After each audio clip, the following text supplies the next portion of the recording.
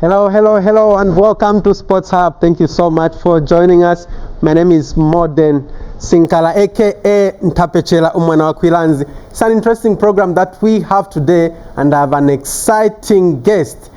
Because, this program is coming in the middle of Youth Day and International Women's Day. So we are in between. And the guest who I'm bringing tonight is a female footballer who is also a youth. So it is balancing up. Thank you so much for joining us. So we have a loaded program today, and all the segments are on. What is trending, how much you know about your sportsmen and women, the results segment, and also the men interview. So just to start with, what is trending? I know you always look forward to it, and the sports chick is here.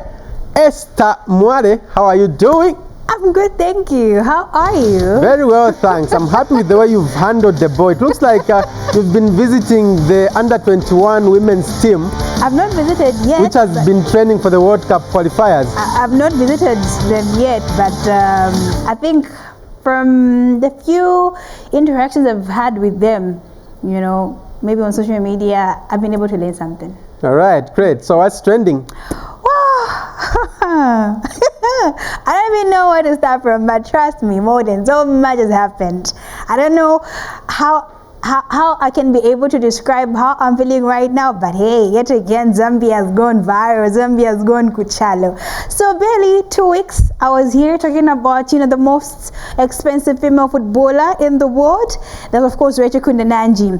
And after, in fact, barely, not even a month or 3 months, we yet again celebrate another, signing that has happened. This one is, of course, involving our captain, Copa Queen's captain, Barbara Banda. So Barbara Banda becomes the second most expensive female footballer in the world. So now, that photo that you're able to see right there on your TV screens, I will say it is the most expensive photo in the world at the moment. We're having the likes of Rachel Kundananji, who is currently the most female expensive footballer, alongside Barbara Banda. So yeah, Barbara Banda is no longer in China with Shanghai Shengli. I know a lot of people, loved her there because, I would say she had a great tournament, a great journey that side, but she had to, just to be able to move to greener pastures. So over the weekend, Barbara Banda was able to finalize a deal away from China, joining, the United States of America. She will be together with her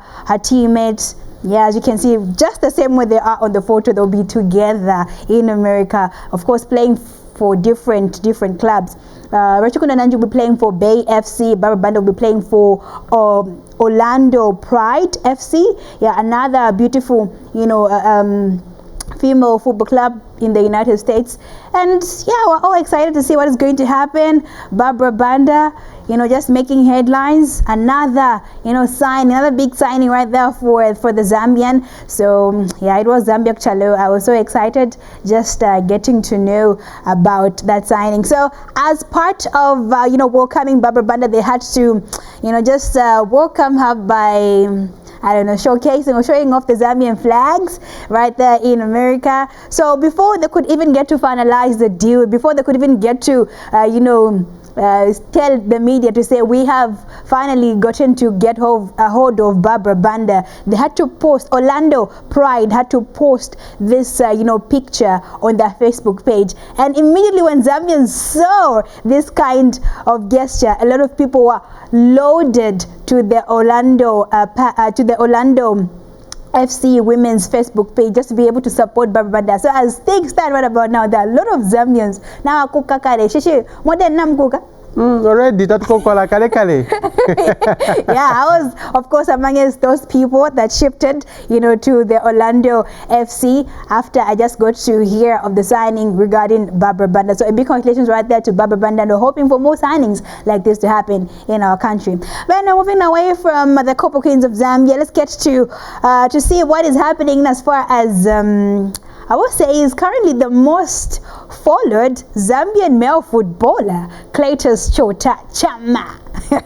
So Cletus Chota Chama was making headlines, not because he scored for his club in Tanzania, But you know, in as far as relationship issues are concerned. So as you can see right there in the photo, we've got Cletus Chota Chama and of course the girlfriend.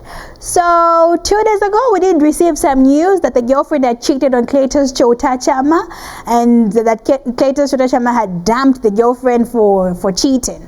But earlier today in the morning, he was able to, you know, just clear off the air. You know, just tell people to say, you know, for the fact that I have a lot of followers on Facebook doesn't mean that you have got the right to meddle into my private life and just start publishing stories that you're not really so sure of. So he posted those photos of him and his girlfriend, telling the people of Zambia to say, me and my girlfriend are still together. Me and my girlfriend are still moving on so strong. So I would say pen goes straight away to people that have to publicize news without even getting to confirm the actual truth. So we're happy that you know, what we heard on social media was not true, and we're happy that Cletus Chotama and his girlfriend are really moving on forward, moving on strong. So this is what we love to see. But anyway, away from that, we did also to get to have a silly coincidence that happened over the weekend as far as the MTN Super League is concerned, where Nkana Football Club took on Mufwila Wanderers over the weekend, and we did see Nkana Football Club beating Mufwila Wanderers by 2-1. Another win for Nkana Football Club. I would say that definitely resurrecting, eh? So yeah, the Nkana Ball Boys, Nkana FC Ball Boys were sent off by the referee for time wasting. So instead of them, you know, giving the ball to the Mufwila Wanderers goalkeeper, they had to hide the ball. I mean, why? Why is this happening? So now the referee had to show everybody to say, I cannot just only give red cards to, you know, the players on the pitch. I can give red cards to everybody. I can give red cards to the coach, to the entire technical bench. I can also give the red cards to the ball boys. And he just did get to show us his power to say he is indeed in charge of the game. And over the weekend we did see those two ball boys right there just being sent off, you know, from the pitch. So yeah, we don't really like seeing such kind of things happen. We're hoping that you know, football clubs, as they'll be able to host you know, games at their respective stadiums, will be able to just educate these ball boys on time wasting, because it's not really good. I mean, Mufwila Wanderers were down, so they're hoping to get a goal, and then so we're hoping to see more of that heading into the future. But anyway, moving on forward, as part of the international friendlies that will be happening, Zambia will be part of the 4 Nations team tournament that will be happening between Zimbabwe, Malawi, Kenya. So yeah, it will be good to see, you know, Zambia just being able to showcase, you know, their talents just locally. No need to go far, you know, to get United States of America, to get what I'm not saying that it's the bad friendlies, but again, it's good. South than, you know, countries like that, alongside, you know, Kenyans and stuff like that. But yeah, the squad is out, but what everybody is you know, questioning Avram Grant is that why did he had to leave out the likes of Fashion Sakala? So Fashion Sakala, Kings Kangwa have been dropped from this squad alongside Rodrikawe. I would say that a lot of players that have been dropped from this squad, but yeah, Fashion Sakala is amongst you know, the big names that have been left out from this squad. It is rare that we get to see Fashion Sakala being dropped out from squads, but this time around Avram Grant just had to take a risk. He just had to, you know, decide what he thought is best for the team. We did see a lot of people complain that Fashion Sakala as well as Kings Kango did not really have a good outing at the 2024 Africa Cup of Nations. So as a result, they were dropped. So we're looking forward to see if at all this dropping will be able to just push them to work hard, so that they might be able to make it to another, you know, list that Avram Grant will be releasing. I mean, we've got the Morocco outing, well, we have the World Cup outing rather, or we have to face Morocco, you know, very soon in June, so in the World Cup qualifiers. So yeah, we're hoping that maybe perhaps Fashion Sakala, Kings Kangwa, and other players have been left out should be able to work hard and find themselves on that list. All right, so away from the Chipolopolo boys of Zambia, Zambia, let's get to shift our attention on the 2024 Futsal AFCON that will be happening in Morocco. I will say, Morocco is making headlines. Hey, it has become familiar to the Zambian ear. So Zambia has been drawn in Group A alongside Morocco, Angola, Ghana. I must say this is indeed a tough one. Morocco are the champions of the tournament. They are also the host of the tournament. So Zambia really will have will really get to have some good challenges when facing Morocco. Angola just coming from World Cup, from the Futsal World Cup. So they have obviously gained experience. They have high spirits, so I must also say that they'll give Zambia challenges. Ghana, they are newcomers at the Futsal African tournament. I must say, not really newcomers, but they've all been there. But it's been a long time since we saw Ghana participate at the 2024 Futsal Africa Cup of Nations. But anyway, they'll be heading back after a long time, so we can be able to describe them as newcomers. So yeah, we'll be able to see how Zambia will be able to survive Group A. It won't be easy, but it will be tough for Zambia. But just getting to conclude on our story. It is, of course, another Zambian, another Copper Queen shining so bright away from Zambia. This is, of course, Rachel Nachula. So Rachel Nachula was able to win a first silverware with her club in Israel. We don't really get to see this kind of things happening, but yes, you can see right there, she's all excited and we're all happy that at least she was part of that win. So yeah, Morden, this is what I had for you today. Thank you very much, Esther. So interesting to be enlightened on those trending stories. Right, so stay tuned. Our guest will be coming shortly on the show. But before that, let's go to another segment, and this is what we call How Much You Know About Your Sportsmen and Women. Last week, I showed you a photo of two sportsmen. I asked you to identify them. Unfortunately, I didn't receive any response. I don't know whether you knew them or didn't know them, but I'll give you the answer. And the answer to that photo I showed you is that Timothy Muitwa. I'm sure you remember Timothy Muitwa being part of the Chipolopolo squad, and also Kenan Simambe. They were part of the national team which perished in 1993 on 28th April in that fateful flight which crashed into the Atlantic Ocean off the coast of Libreville in Gabon. So that was Timothy Muitwa and Kenan Simambe in that photo which we showed last week. Today we have another one for you. We want you to identify the sportsman on the photo. That one there. Who is that sportsman on that photo? If you know him, call us on 0211 25 30 25, 0211 25 30 25, or you can go to Facebook, go to Sports Our Facebook page, or Modern Sinkala Sports. You go on the post. There's a post that we put up of a guest that we have for tonight. So go there, leave your comment, give us the name of that player, then we'll be so happy to hear from you. So you'll be calling us, giving us an answer for that sportsman. Let's go to the next segment, which is the results segment.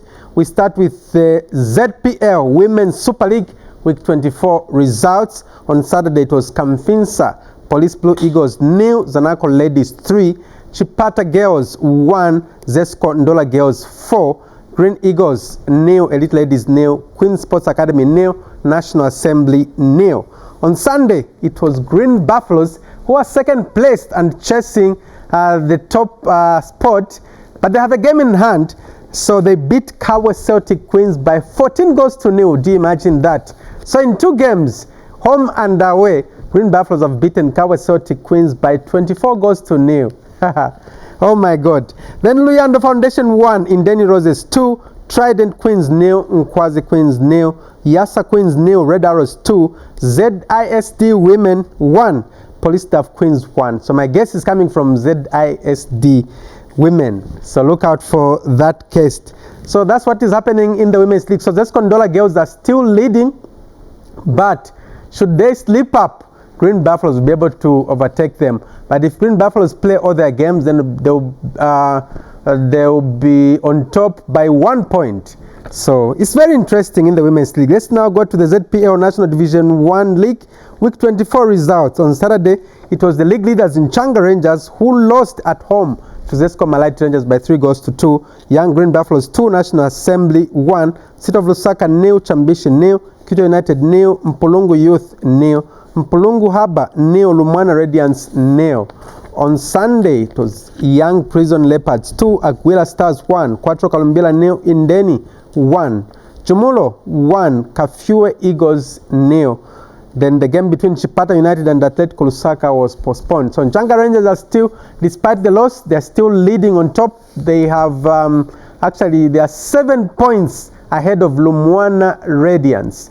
Then Atletico Lusaka come in 3rd position. Let's go to the MTN Super Division, week 24 results. On Saturday, it was Nkana, our Red, beating Mufulira Wanderers by 2-1 in the Mopani Derby. Then FC Muza 1, Trident 0, Green Buffaloes 0, Zesco United 1, Cabo Warriors 1, Konkola Blades 0, Kansanshi Dynamos 0, Power Dynamos 1, Red Arrows 2, Prison Leopards 0, Zanako 1, Nkwazi 1. On Sunday it was Mutondo Stars 3, Napsa Stars 0, Forest Rangers 1, Green Eagles 1. So Red Arrows are still on top. They have a 5-point lead, followed by Zesco United and Power Dynamos in 3rd position. Then we go to the English Premier League, week 28 results. As you know, we show the English Premier League on ZNBC TV1 every Saturday at 17 hours. So on Saturday it was Manchester United 2, Everton 0, Bournemouth 2, Sheffield United 2, Crystal Palace 1, Luton Town 1, Wolverhampton Wanderers 2, Fulham 1, Arsenal 2, Brentford 1. Sunday it was Aston Villa 0, Tottenham Hotspur 4, Brighton 1, Nottingham Forest 0, West Ham United 2, Burnley 2, Liverpool 1, Manchester City 1. So this draw gave chance to Arsenal to be on top. Yes, Arsenal are on top, but they are sharing points with Liverpool. They are all on 64 points, but Arsenal have a better goal difference than Manchester City in 3rd position. Tonight at 22 hours, it's the Blues Chelsea taking on Newcastle United. We wind up with the UEFA Champions League round of 16. So tomorrow, Tuesday, to be Arsenal taking on FC Porto at 22 hours. Remember, FC Porto carrying a 1-0 advantage from the first leg. Barcelona will be taking on Napoli at 22 hours tomorrow. It's 1-1 on goal aggregate. Then Wednesday to be Atletico Madrid versus Inter Milan at 22 hours. Inter Milan are carrying a 1-0 advantage. Borussia Dortmund will be taking on PSV at 22 hours. So it's 1-1 on aggregate. So that's the results segment. So for now, I introduced a song done by MC Wabuino, and this one is titled Ona Kayako. After that, I'll be introducing my guest in the studio. Mingala, mingala, mingala, mingala tu. Yeah. Mingala, mingala, mingala, mingala tu. Yeah. Zambia ni jipolo polo mare. Jipolo polo mare. Zambia ni jipolo polo mare. Jipolo polo. Bishop. Ona Kayako. Ativa Zambio. Ona Kayako. Ativa Zambio.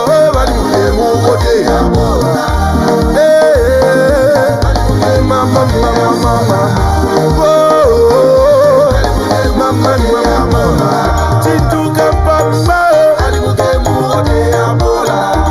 Mama,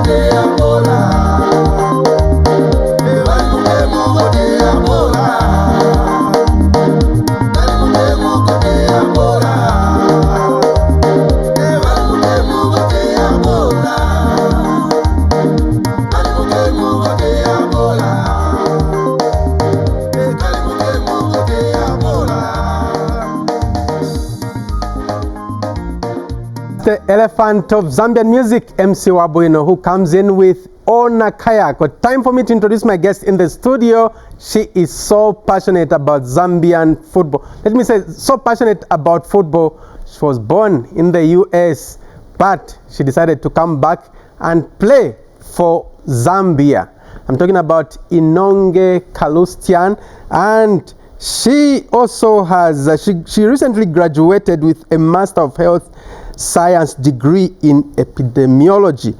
Currently, she's playing for ZISD, and she's also featured for the Copper Queens. That's my guest for tonight. Help me welcome Inonge Kaloustian. She's here in the studio.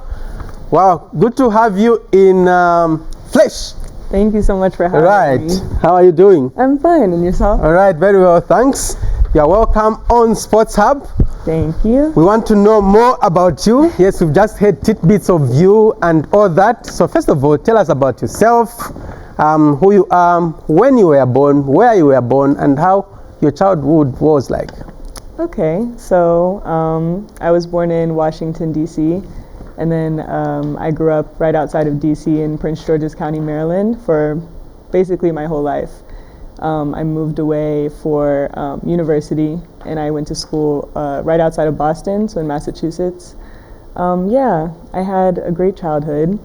I come from a very loving family, very supportive family, and they always encouraged me to, you know, pursue the things that I'm passionate about, right? So whether that was sports, education, luckily I was able to kind of find that happy medium between the two, and they encouraged me to go down that lane.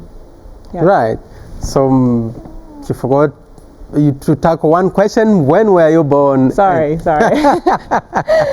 My birthday is 16th September 1999. Right. So this year you're turning 25. Yes, 25. In September. By God's grace. Nice one, nice one. And how many are you in the family? So from my mom and dad, it's just me, but we come from a very large family, so I have lots of brothers and sisters. Interesting. Yes. Right. So are you able to tell us the names of your parents? My mother is Dr. Monde Muyangwa, and then my dad is Dr. David Kaloustian. Right. Okay. So what kind of a child were you growing up? Were you one of those naughty kids? Oh, or maybe shy ones? What kind of a child were you? Definitely not naughty. With my mother, it's not possible. I would say pretty much kind of how I am now, pretty outgoing. I like to make friends and meet new people, try new experiences. I've kind of always been that way. So yeah. Right. We'll be seeing some of your photos of you when you were young. Obviously, we still want to know your family members. So that's you there. I'm sure you were somewhere, I don't know, 4 or 5. Yes, somewhere there. Where was that? That's at my family home in Maryland. Oh. Yes. Right. And that's you there, very bubbly child. Yes. I'm sure there you were. How old were you there? I don't even know. Maybe 3? Right. 3 or 4? Yeah. Right. And there, an interesting photo. Familiar face there. Yes, definitely. That looks like our former workmate, Gibson Ingalasa. Yes, my brother. Oh, really? Yes. Interesting. Gibson Ingalasa, wow. The one and only. Where was this? That's also at home in Maryland. All right. Yes. Interesting. And talking about your parents, what kind of people are they? How have they groomed you? And I believe that's your dad. That is my dad. Yes. Right. What kind of a father is he, and how have you related? Very loving, very supporting. He was always there for me. I get a lot of inspiration from my parents. They're just amazing people. I can't thank them enough. Interesting. Yeah. Let's see your mom as well. And so that's you, your mom, and your dad. Yes, that was at my my undergrad graduation. So when I graduated with my bachelor's in 2021. Right. Okay. Let's talk about your education background now. Sure. How many schools have you been to, and up to the final one, the photo that we saw? Yeah. So I went to Eleanor Roosevelt High School. So that, I guess that would be like my secondary education, and I graduated in 2017. And then I went to Clark University. That's where I got my bachelor's degree, and that was in psychology and biology. And I graduated in 2021. And then most recently, I just graduated from Johns Hopkins University, the Bloomberg School of Public Health, where I got my Master of Health Science degree in epidemiology. And specifically, I focus on social epidemiology. Right. Run us through the journey. How was it, and why did you choose this course? It hasn't been easy. It definitely has not been easy.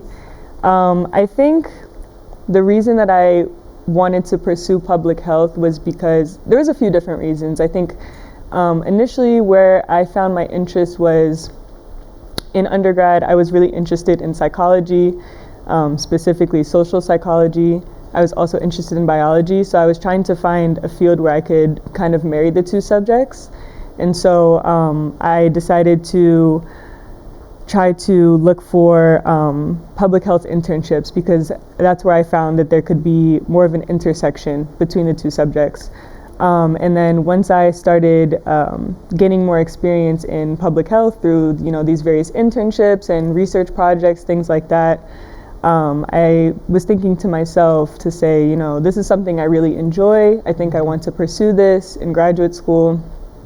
And, you have to, when you go to graduate school for public health, you have to specialize in something. Mm-hmm. And I was at a crossroads because I didn't really know which department I wanted to belong to.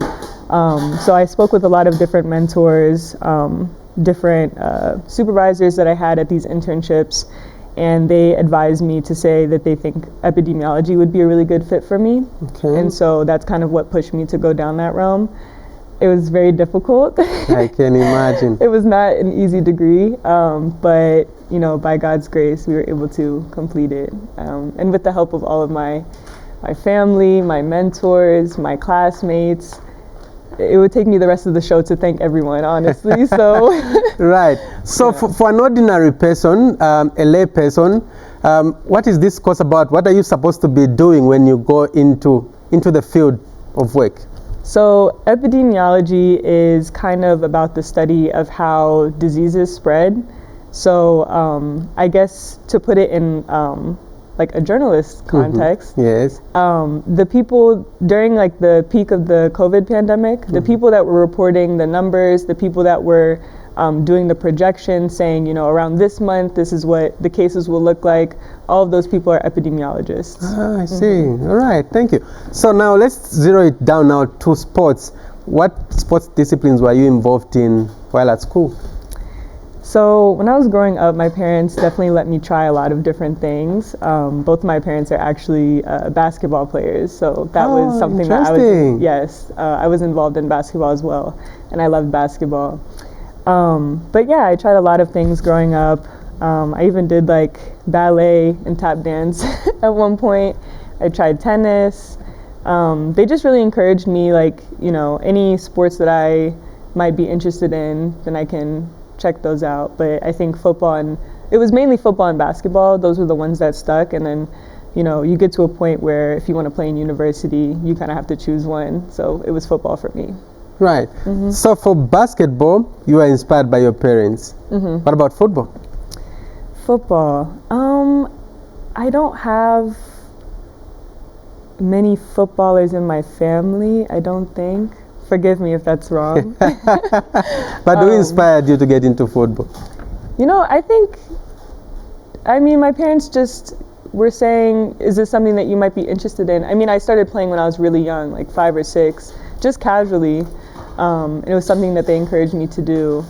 And then I think later on down the line is when I kind of started developing people that inspired me in the pitch. Whether that was people I knew personally, there's lots of talent where I come from in the States, as well as professional players that I looked up to that kind of helped to keep me motivated.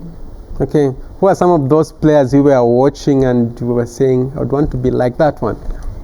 I think the two main ones that come to mind, and it's very fresh in my mind because I remember the first, I don't know if it was the first professional football game that I went to or the first professional, like, international game that I went to, but it was the U.S. women's national team, and they were playing in Washington, D.C. And my two favorite players on the team to this day are Sydney Leroux and Crystal Dunn. So they were always the ones that I looked up to the most. Yeah. Right. Mainly because, especially in previous years, like there wasn't much diversity on the team. So I found like they were the ones that I looked the most like. So yeah, that's why they're inspiring to me. Right. Mm-hmm. Okay. So men's football, are you watching?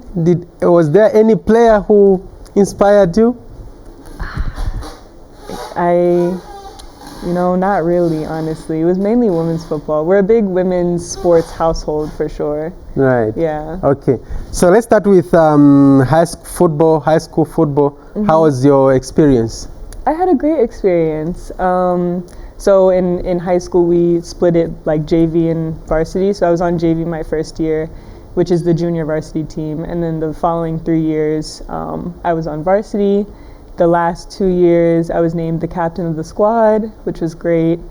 I played all over the place. Like, I think mainly kind of where I play now, like striker, center attacking, midfield. And then I remember in my in my senior year, we actually didn't have any center backs really, so I was converted to a center back. But I finished high school with 50 goals. I don't know how many assists, but yeah, it was a great experience. 50 goals. Yes. Right. I saw just the previous photo. We are seeing you are even winning some awards in football while at school. Yes. Yes, definitely. That one, interesting. And you had a different hairstyle that time. I did have a different hairstyle. Yes, this is more recent. Okay. Yes. So you're sticking to this hairstyle now? I think so. I think, sometimes I get the urge to maybe just shave my head a little bit. Yeah. But, people are telling me I should keep it, so I think I'll keep it for now. Right. Mm-hmm. Right. Let's go now to university football. So after you are done with high school football, I got those accolades. How was it at the university? University was great as well. I really loved the program that I chose. It's a big decision to pick which school you'll make your home for the next 4 years, because it has to fit not only academically but also from a football point of view. If one of those things aren't there, the desire to go there kind of goes down. I made a great decision. I made lifelong friends. I learned so much. The coach that I had was amazing. I really have no complaints, honestly. And then again, in my senior year, I was elected captain, which was an amazing honor, something that I hold near and dear to this day. So I had a great time. I think the only thing is, like, in my senior year, we had that was when COVID broke out, because that was August of 2020. So we didn't really have a full football season, which was unfortunate, but we made the best of it. All right. Then how are you managing playing football and also studying? How have you been managing to balance up the two? Mostly, like here in Zambia, parents would discourage their children to concentrate maybe on sport. They would say, no, concentrate on school first. But Right. for you, how are you managing to balance up? I mean, I think the biggest difference is that in the States, there's more of a system set up where if you want to go down the path of, achieving in school and achieving on the pitch or whatever sport it is that you do, you kind of have to go to university. I think even just most recently, they got rid of the rule where you can, for professional basketball, you used to have to go to university for at least a year before you went to the NBA. They just now recently got rid of that. So they definitely emphasize academics a lot, just because they know how tough it is to make it, to excel professionally in sports. So they really emphasize academics. And I think that here in Zambia, there's not as much of a clear-cut system and on how you can excel both in academics and sports. And I think that's something that we can work on, to say, not everyone is going to be able to excel on the pitch, right? So like what are people's backup plans? Yeah. But I think that's not necessarily a character flaw of the player or of the person's family. Because sometimes we point fingers to say, oh, this person, they didn't finish school and that's their fault. It's not their fault. The system is not set up for you to go to school and excel on the pitch. Here in the US, for one to be accepted in the university, they need to be at least active in sports. It's encouraged, definitely. Okay. Yes. Right. Let's talk about club football now. Which one was your first club that you joined? My first club was Maryland Rush, and I joined around, I think, 2015 or 2016, so right before I graduated high school in 2017. Okay. Yeah. How was your experience there? I had a great experience. I think it was very different from anything that I had done before, just because I had to travel quite a distance from home to get to trainings. Because the club football scene is not really big in my hometown. It's more so about like American football and basketball are the bigger sports. So I was exposed to, different types of people, really a whole new system, and my coach was really accepting of me. So I had a great time, definitely. From Maryland, where else did you go?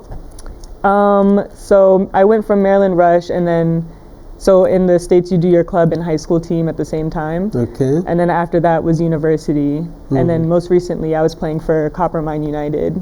Okay. Also in Maryland. Then you are also in South Africa? Yes, I did go to South Africa.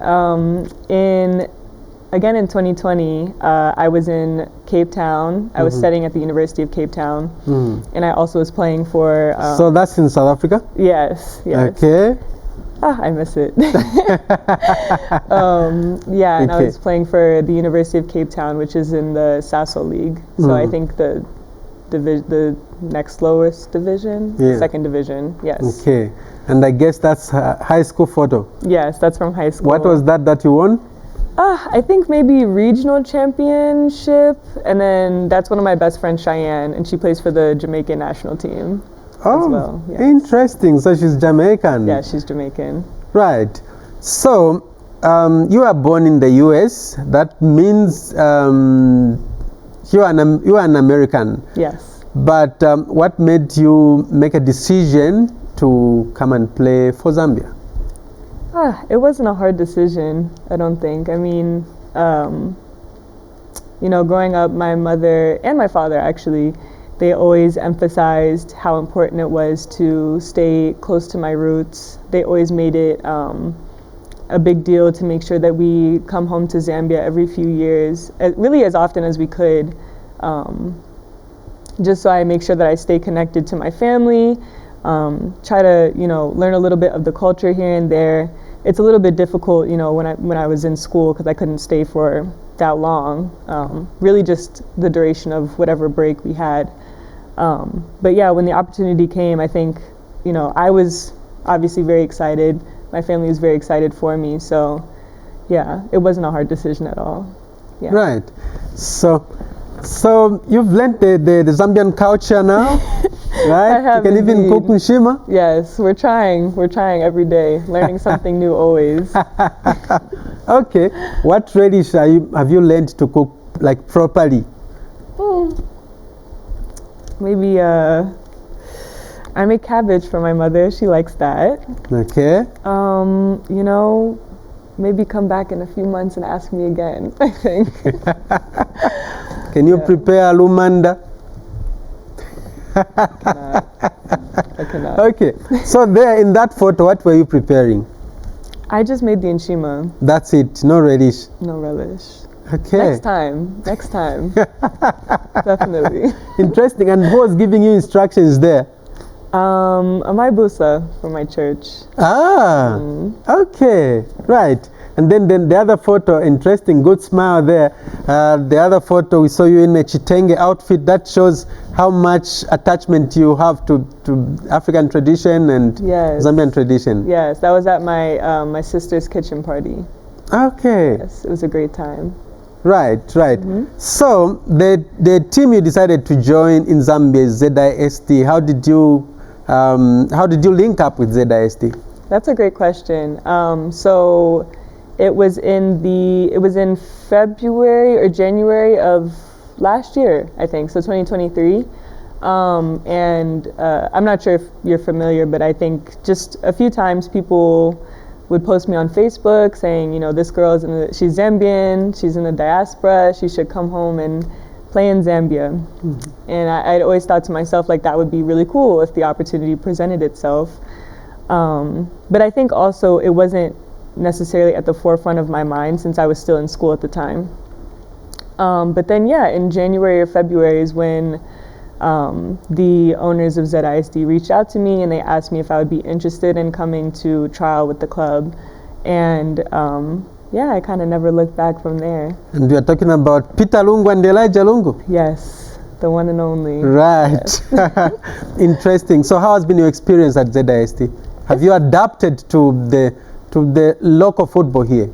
It's been a really good experience. Like, I feel like I really have learned a lot and grown a lot as a player, especially, you know, with the help of my teammates and our amazing technical bench, Coach Anala, Coach Shadi. Like, everyone really wants the best for me and the best for the team in general.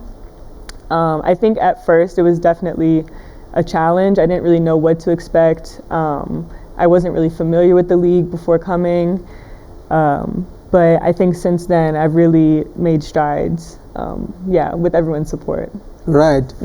Have they changed your position at the club? Like, what position are you comfortable with? 9 and 10. 9 and 10. But I see you sometimes play on the wings? Very rarely, very rarely. I'm usually still in the center. All right. Yes. So has the coach tinkered you a bit that, no, I think, okay, play this position. Maybe you'd be better off playing this position? I think when I first arrived, really my only experience was at the 9. That was pretty much all I had played in university. But she saw my potential to excel in the midfield, and that's why she dropped me back a bit.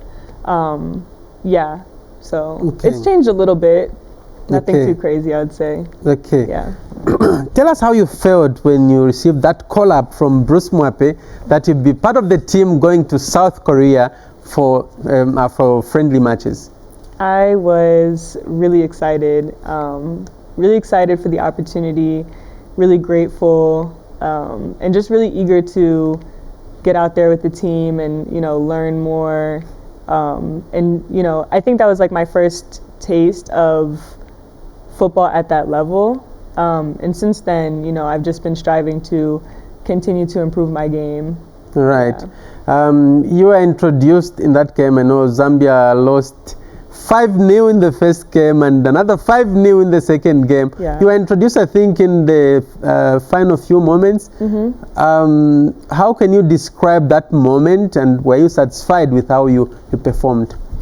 I think, you know, I did what I could with the minutes that I got. I think that, you know, my teammates really helped me to prepare for that time, and, you know, they just treated me like any other player, which was all I was really asking for. And yeah, I think, you know, I just want to take that experience and continue to learn from it. Right. Yeah. Right. Great experience indeed that Definitely. you had at the national team. Let's talk about, there's a photo that I saw. That was you, Everine Katongo, and Barbara Banda. There's some campaign you're doing. What's that campaign all about? Yeah, so it's actually really exciting. It's called the Let's Talk Period campaign, and it's about bringing awareness to menstrual health for girls and women, since sometimes, you know, obviously football is a male-dominated sport, which makes it a little bit difficult when you have to talk about conversations surrounding menstruation, access to proper resources and things like that. So we were just filming a campaign to kind of bring more awareness, you know, end the stigma around talking about periods and things like that. So we had a really good time. Interesting, Yeah. interesting. Who is your best friend at ZISD? That's hard. My best friend? Yes. I have a lot of friends on the team. Yes. But no best friend. No, like, it's just difficult. I can't pick one. That's hard. Serious. All right, but I've been seeing you, I think, most of the photos with Longowe. Does it mean Yeah. She's your closest? I would say I'm very close with Lungoe, yes. Yeah, Okay. she's like my sister, definitely. All right. All right. Yeah. So far, you've scored 4 goals Yes. at ZISD and 4 assists. Yes. And the top scorer at your team is at 17. Yes, she is. She's Right. pushing. Right.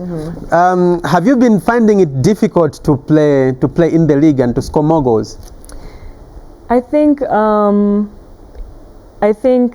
that it's been challenging at times. Like you were talking about adapting earlier. The league here is just very different from any other league that I've played in, whether that's in the States or in South Africa.